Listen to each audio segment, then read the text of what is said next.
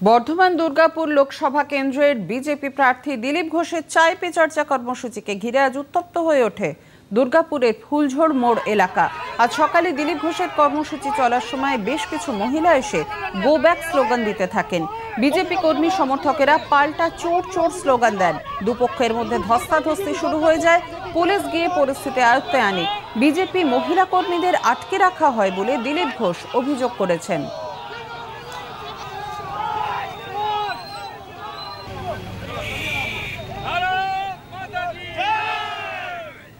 কিসের বিক্ষোভ ভাই? চা খাচ্ছি আমরা, যারা শান্তিতে বাড়িতে চা খাতে পারছে না তারা এসে গন্ডগোল করছে। এমন ঘুম উড়িয়ে গেছে, রাত্রে ঘুম হচ্ছে না। তাদের ক্যান্ডিডেটকেও আমাদের যেমন ভ্রমণ করতে হচ্ছে, আমরা শান্তিতে চা খাচ্ছি, হজম হচ্ছে না, সেখানে 2-4 জন লোককে পাঠিয়ে দিচ্ছে। এই মহিলাদের নিয়ে রাজনীতি শুরু হয়েছে না, এখানেও মহিলাদের নিয়ে গন্ডগোল করার চেষ্টা করেছিল। আমাদের মহিলা কর্মীদের তাদের আটকেছেন, তখন তারা স্লোগান দিয়েছে।